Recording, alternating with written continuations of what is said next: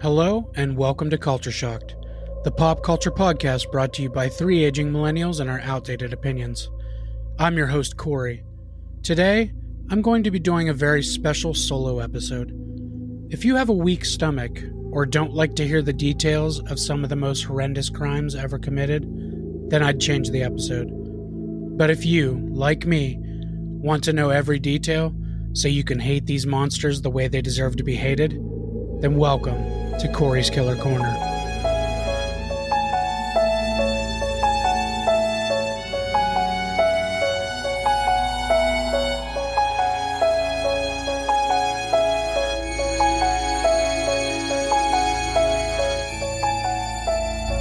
Today, I am covering one of the most sick and twisted individuals to ever exist. He terrified, sexually assaulted, and brutally murdered many men and women in 1980s Los Angeles. He was possibly the devil himself, a scum from which our worst nightmares can't even make up on our wildest night.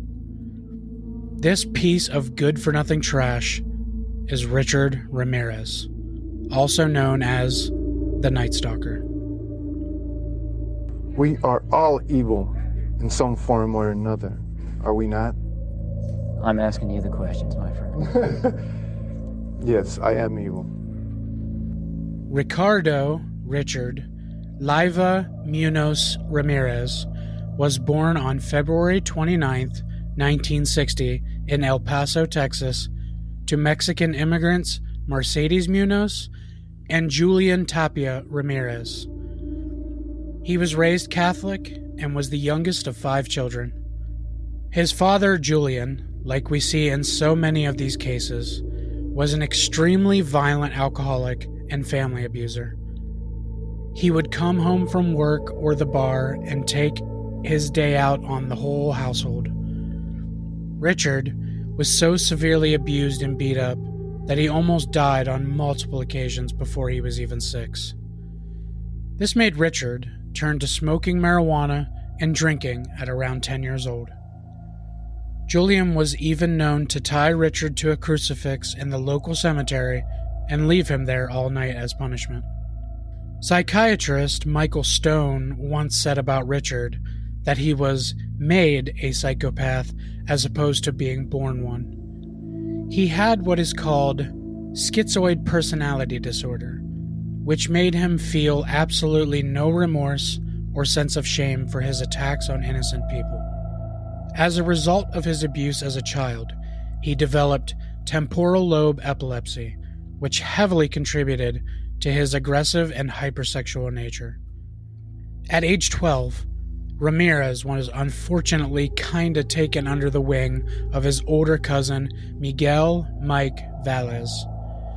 Valles was an extremely troubled individual himself, raping and murdering women while he was in the army and deployed to Vietnam during the Vietnam War. He would tell Richard stories about all of the women he would torture, rape, and kill. He would even share photos of these women tied up before the attacks and their dismembered bodies afterwards.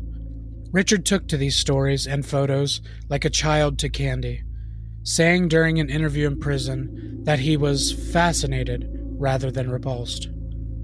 Valles also taught him many military skills, like how to be stealthy, how to kill, which Ramirez would use a lot during his spree.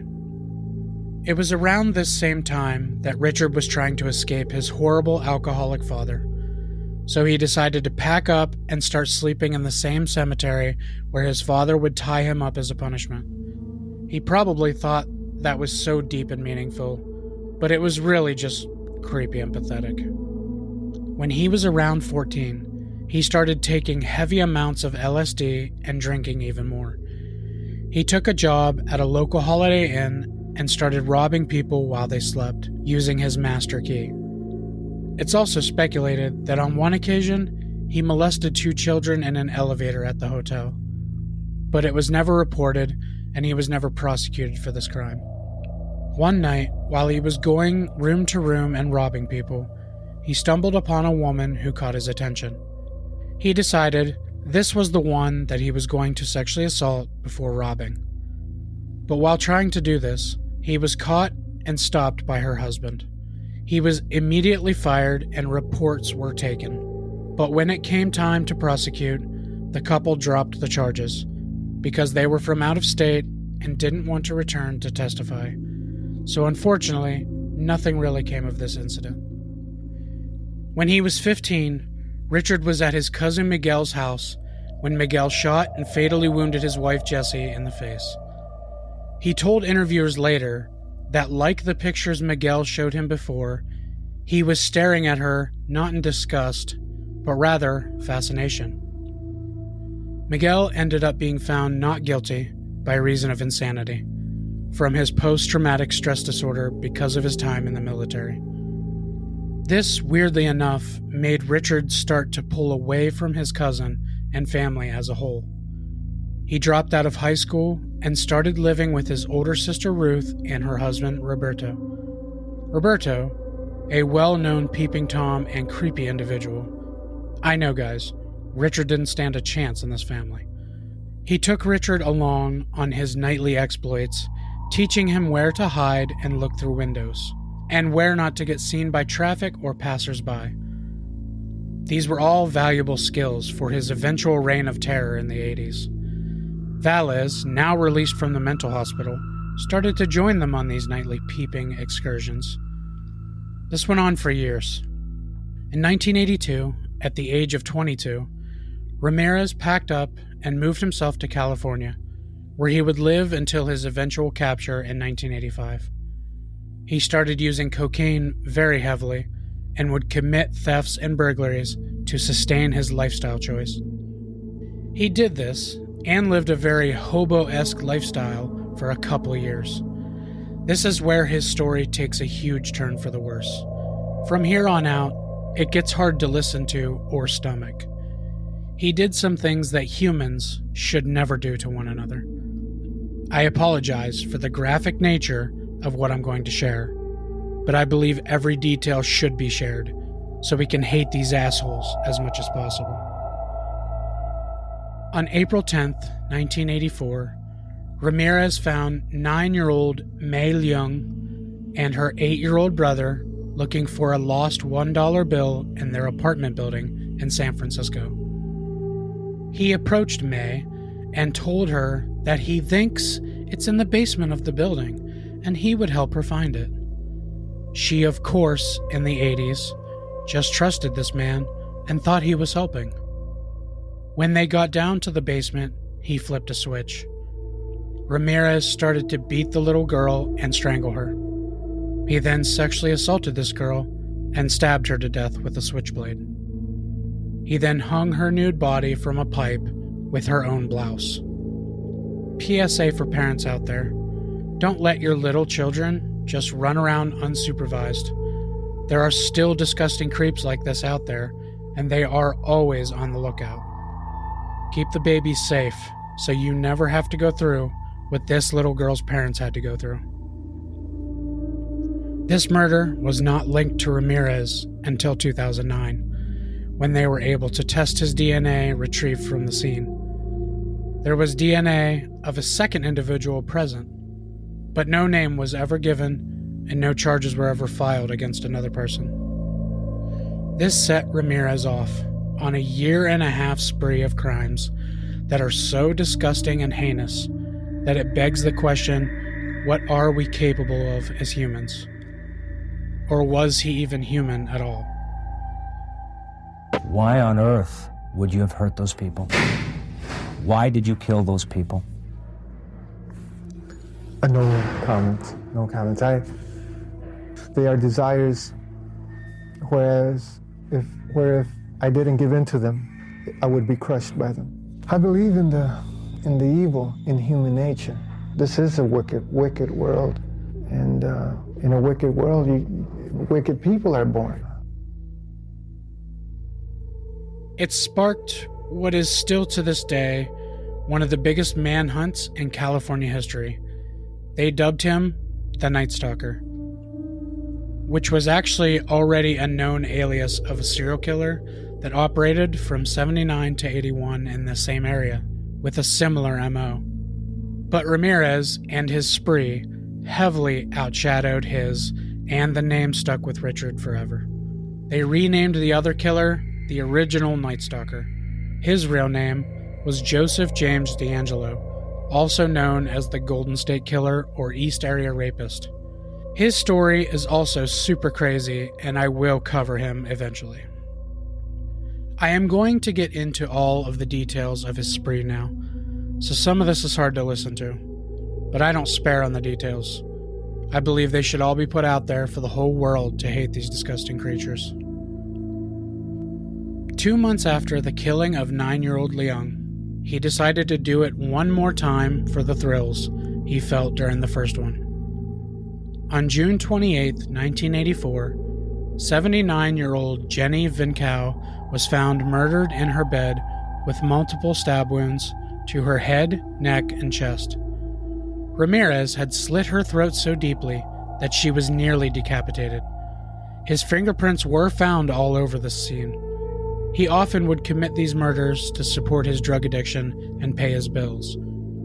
The murder and rape, however, that was a sick pleasure he took in every household he terrorized. He didn't resurface for 9 months after the attack on Vincow, but on March 17, 1985, he approached 22-year-old Maria Henderson with a .22 caliber handgun and shot her in the face as she pulled into her garage. But in the craziest moment of circumstance in any case I've ever heard of, and the luckiest woman alive, the bullet ricocheted off of the keys in her hand when she raised them to her face for protection. She was smart enough to play dead and wait until she knew for sure that Ramirez had left the home. Her roommate, however, was not so lucky. When 34-year-old Dale Yoshi Akazaki heard the first gunshot, she had ducked behind a counter in the kitchen to hide. But Ramirez had unfortunately seen her hide and waited quietly for her to resurface. When she peeked up over the counter, Ramirez was waiting with his gun drawn and shot her in the head, killing her instantly. Ramirez wasn't waiting any time that night.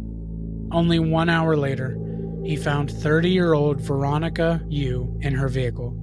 He pulled her out, shot her twice with the handgun, and fled. These 3 attacks, so close together, brought heavy media attention. They started calling him the walk-in killer and the Valley Intruder. 1 week later, on March 27th at 2 a.m, Ramirez entered a home he had already once previously brutalized in the past. But this time, he did it while the residents were home. 64-year-old Vincent Charles Zazara and his 44-year-old wife, Maxine Lavenia Zazara, were asleep in their bed. Ramirez walked into their room and shot Vincent directly in the head, killing him instantly. Maxine was startled awake by the gunshot. Ramirez beat her brutally and tied her to the bed. He demanded to know where she kept her valuables, and she complied. While he searched the room, she was able to get herself free of the bindings and grab her husband's shotgun from under the bed. She pointed it at this demon and pulled the trigger, not knowing that it wasn't loaded. This angered Ramirez into an uncontrollable rage, and he shot her multiple times until she was dead. He then went into the kitchen and grabbed a large knife, returned to her body, and mutilated it. He carved a big inverted cross on her chest, removed her eyeballs, and put them in her jewelry box. He then tried to have sex with the body, but he was so shaken from almost dying that he wasn't able to. He left the home with all of the valuables he could carry, including the jewelry box containing Maxine's eyes, that he would keep as a souvenir up until his eventual arrest. When police investigated this crime scene, they found a shoe print left in the flower bed outside the window he crawled into. It was from a very specific shoe bottom and brand called Avia. This will come back later and be extremely important in their investigation. They also found casings from the handgun that were linked to the Zazara killings. It was at this moment the police decided they were dealing with a serial killer.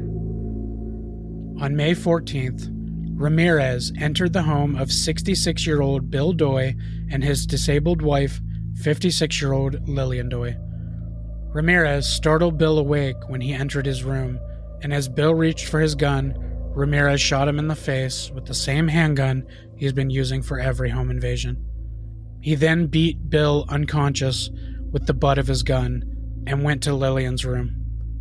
He tied her up and ransacked the whole house looking for valuables. He returned to Lillian's room and raped her before leaving the home.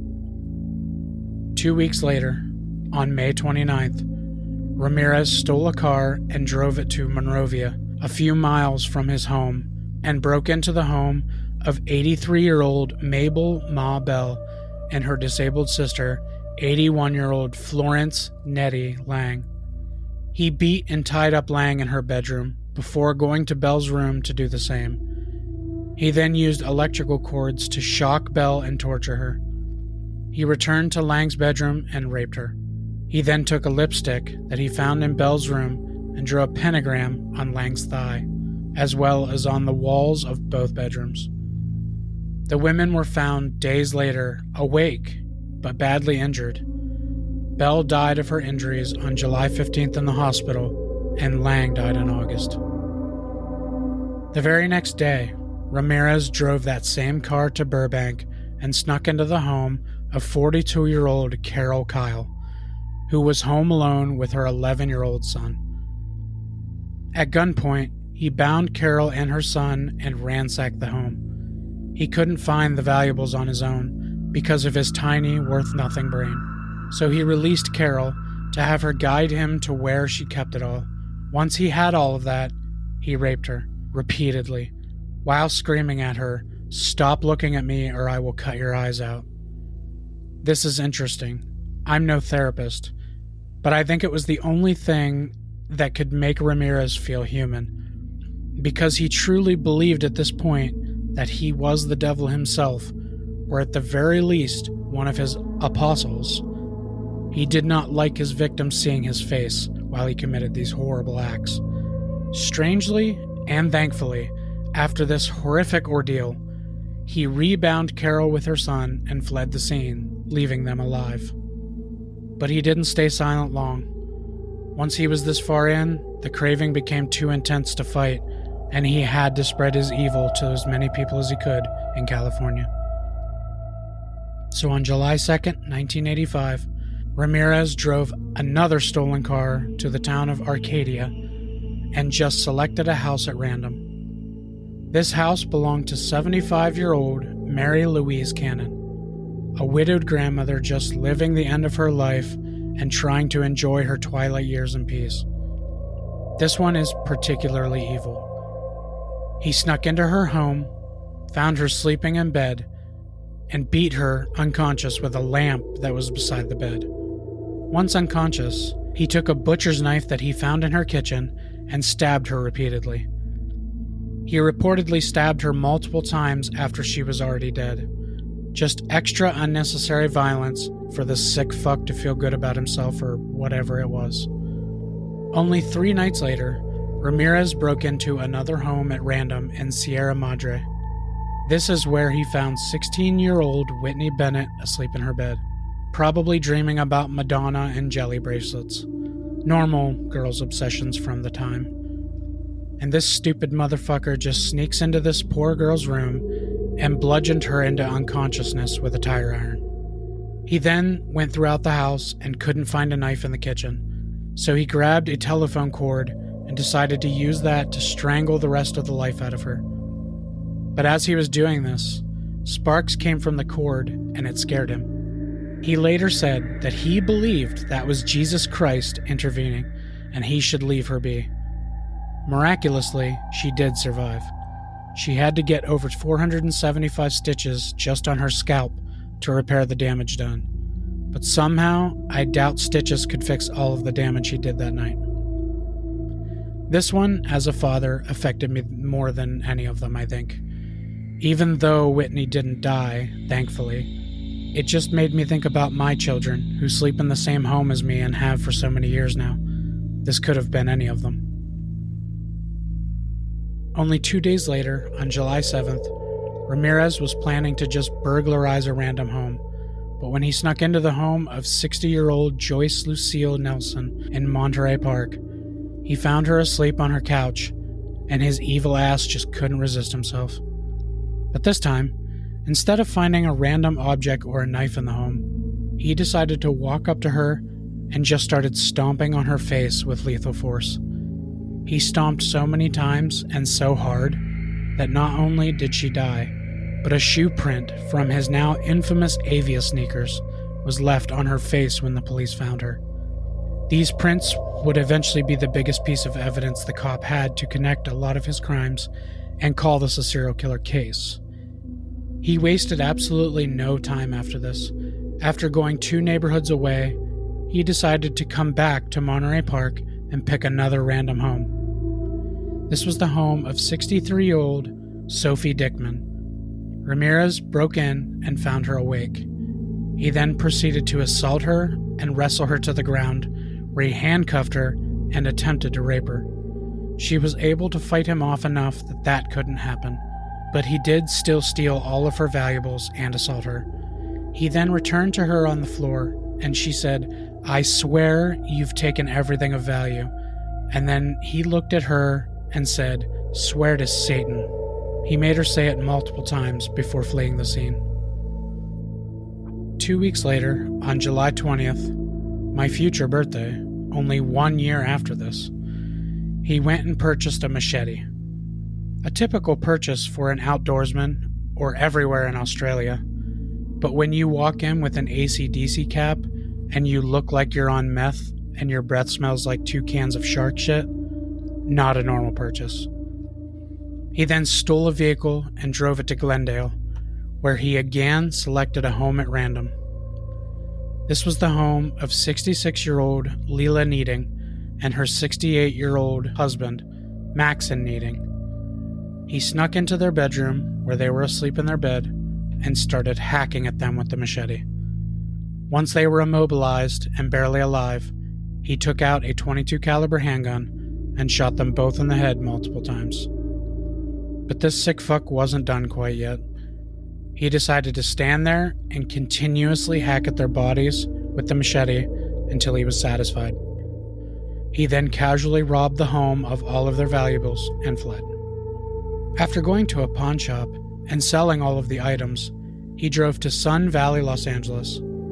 And a quick side tangent here.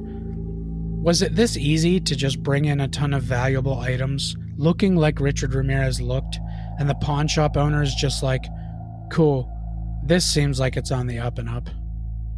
Anyhow, back to the story. In LA, the same night, mind you, this is where he broke into the home of the Cavanagh family. He took out his .22 caliber pistol and shot 32-year-old Chainarong in the head, killing him instantly.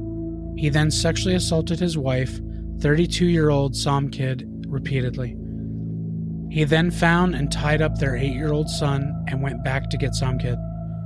He forced her around the house, showing him where all of the valuables were kept. He then assaulted her again and said, "Swear to Satan you aren't hiding any money." She said she wasn't, and he fled the scene. A couple of weeks later, on August 6th, Ramirez drove to Northridge and chose yet another random home. This one belonged to 30-year-old Chris Peterson and 27-year-old Virginia Peterson. He snuck into their room and startled Virginia, who shot up out of bed, and Ramirez shot her in the face with a .25 caliber semi-automatic handgun. He then turned the gun to Chris, who is now up and coming after Ramirez. He got a shot off that struck Chris's neck. He attempted to run away at this point because Richard Ramirez is a little bitch that can only kill people in their sleep or attack helpless old ladies. So when a man is involved and awake, Ramirez doesn't know what to do. Chris, with a shot in his neck, tried to stop Ramirez from running, wrestling him and trying to get the gun away. Ramirez got multiple shots off, but thankfully, none of them hit Chris. Ramirez was unfortunately able to escape, and the couple called an ambulance and both survived their injuries. You would think that such a close call would make you take a step back and think, okay, I'm getting sloppy, I should regroup and calm myself down. So that's exactly what Ramirez did for 2 days.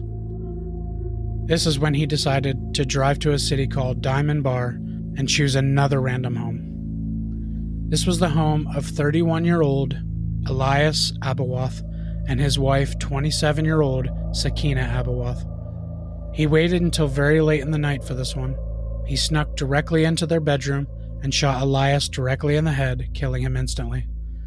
This is when Ramirez went through his normal routine of binding, sexually assaulting, and forcing the woman to reveal where their valuables are. He repeatedly made her swear to Satan while he was assaulting her.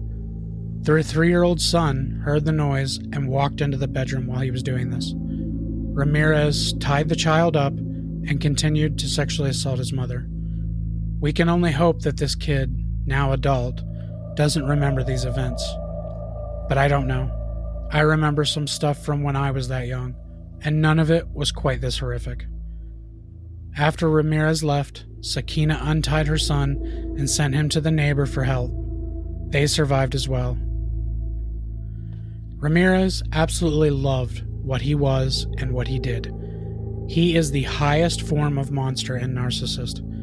So he kept a close eye on the news, just waiting to hear more about his reign of terror. When the news started to report on some of the connections they were starting to find, he decided it was a good time to leave the Los Angeles area, so he stole a car and fled to San Francisco.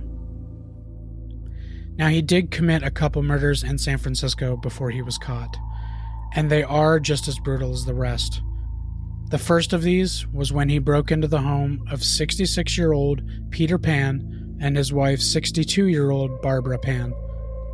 I am going to skip right past the fact that this asshole killed someone with the name of a beloved Disney character, because that is just extra depressing, and this story is already dark enough.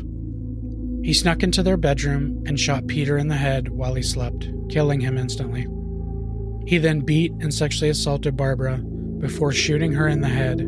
He then took her lipstick and wrote on the wall over the bed, "Jack the Knife," and he drew a pentagram. He left another avia shoe print at this scene, and they were able to connect it back to the ones found in the LA murders.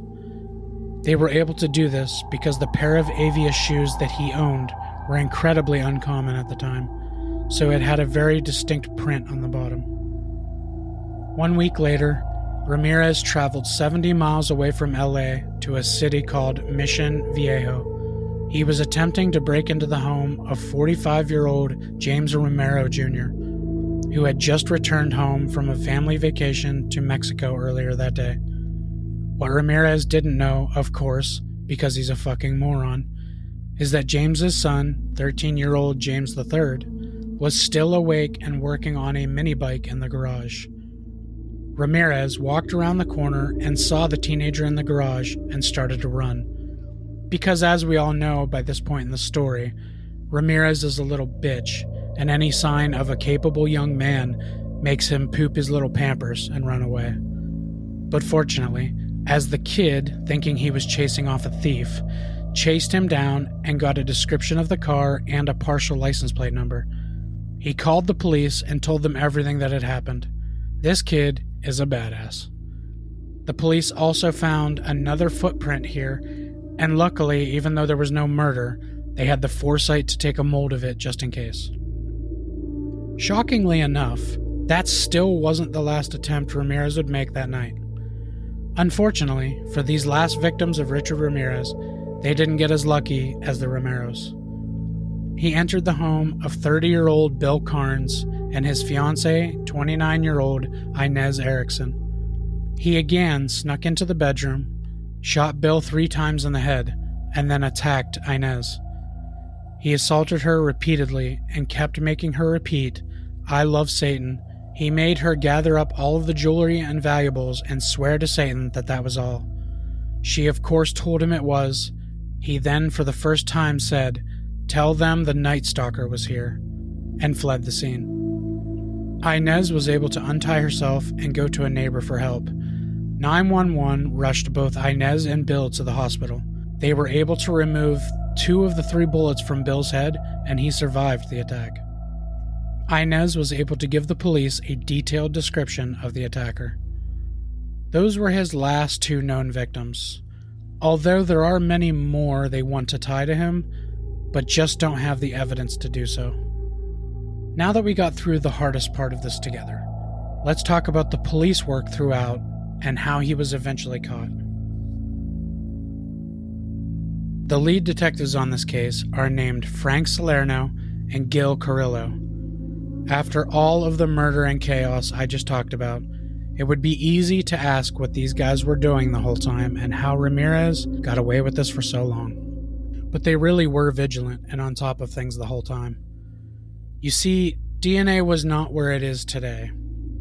You couldn't find one little hair and figure out who the person was, who their family was, and which Hogwarts house they belonged to like you can nowadays.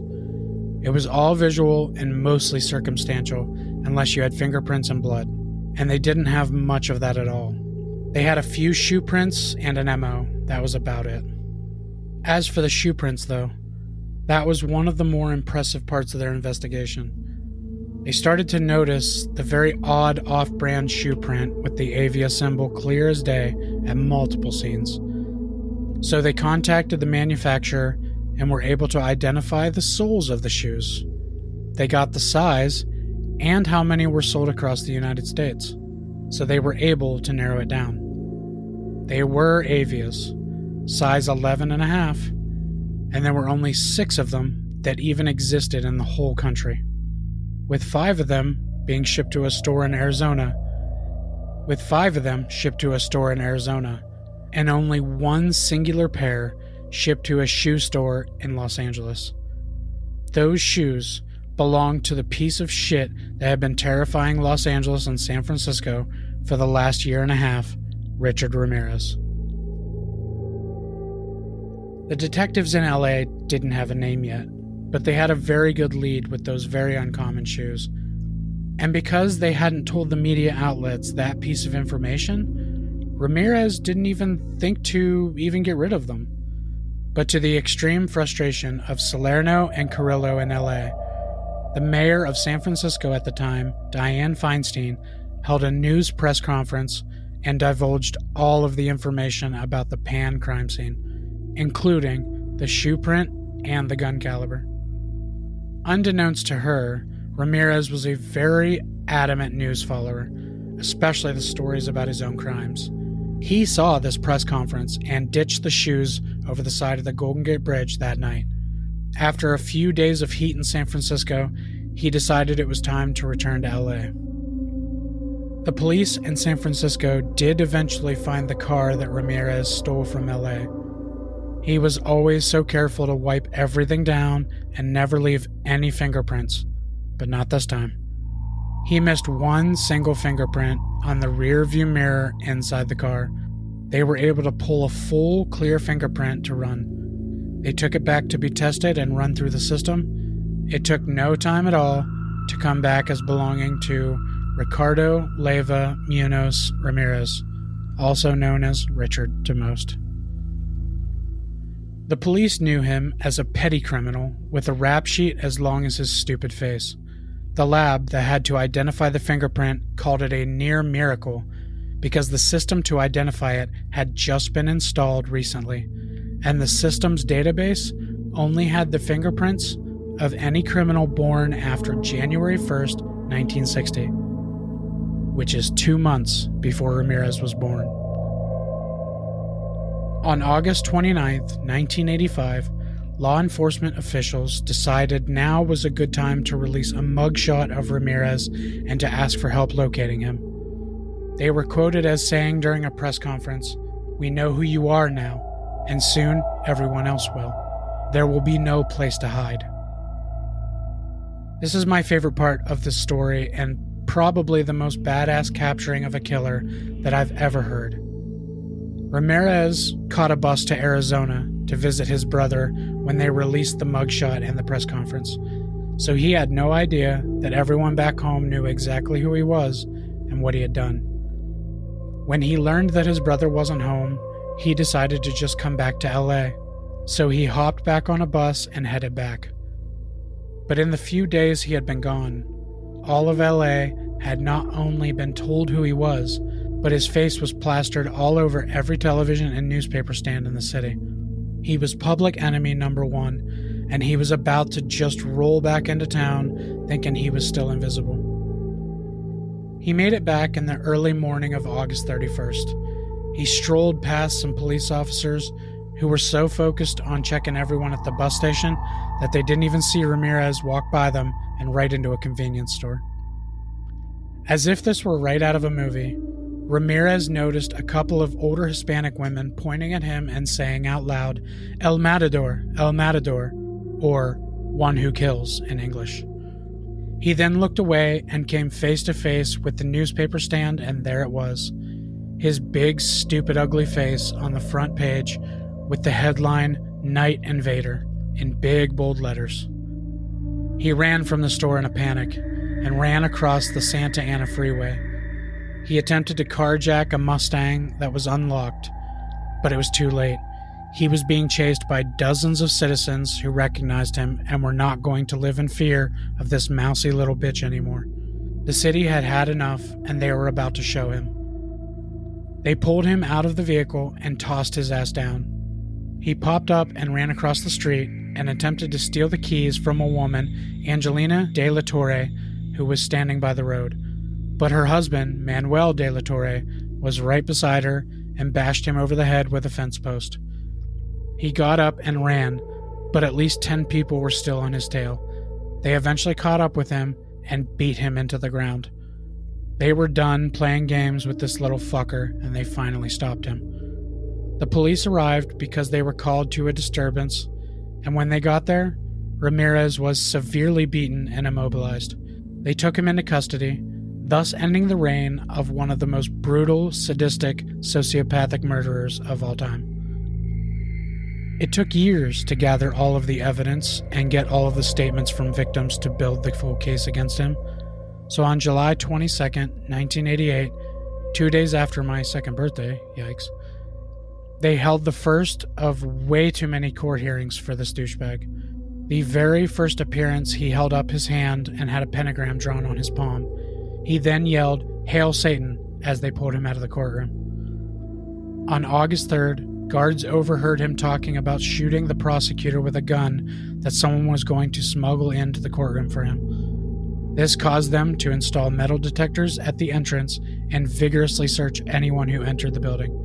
So even in prison, he was finding ways to terrify everyone on the outside. On August 14th, it was supposed to be another normal day in court, listening to evidence and hearing the defense, I guess, but it was put to a halt because one of the jurors, Phyllis Singletary, didn't show up. They had to stop proceedings for the day and check on her. She was found shot to death in her apartment. So naturally, all of the other jurors started to wonder if Ramirez somehow organized this, and they started to fear for their own lives. It was later discovered that Singletary was shot to death by her boyfriend, who later committed suicide with the same gun in a hotel room. So Ramirez was not involved. After many, many, many court appearances over the course of the next year, on September 20th, 1989, Richard Ramirez was found guilty and convicted of all 43 charges. 13 counts of murder, even though Ramirez bragged in prison often that his number was over 20. 5 attempted murders, 11 sexual assaults, and 14 burglaries. He was sentenced to death by gas chamber. His response to the sentencing was, "Big deal. Death always went with the territory. See you in Disneyland." The trial cost $1.8 million, which at the time and for years after was the most expensive trial in the history of California, until it was surpassed by O.J. Simpson in 1994. He, like all psychopaths, had admirers and even got married in San Quentin prison in 1996 to his biggest fan, Doreen Leoy, who has been quoted as saying, "I will commit suicide the day Richard is killed." But by the time of his death in 2013, he was no longer married to Doreen and was engaged to a 23-year-old writer. The only silver lining here is that he didn't get the satisfaction of dying by gas. He died of complications to lymphoma, chronic substance abuse, and chronic hepatitis C. His body wasn't claimed, so they burned the bastard. And that is the life, crimes, and death of Richard the Night Stalker Ramirez, one of the most purely evil, nightmarish monsters that ever walked this earth. I am not a religious person, but if there was someone that ever made me believe in the devil, it's this man.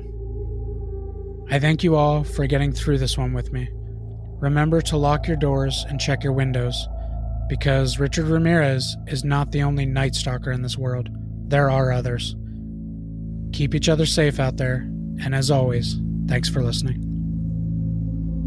And serial killers and most killers in general have a dead conscience. Normal, ordinary people do not think like a serial killer. They have no conception of what is going through a killer's mind, how he operates. I think there is a divine force that is out there. I believe also there's a malevolent force that is out there. Then again, they could be one and the same. Death is death, and it is said that no man knows his own death. Sure, for a few minutes you might feel it. I've really not given much thought to that.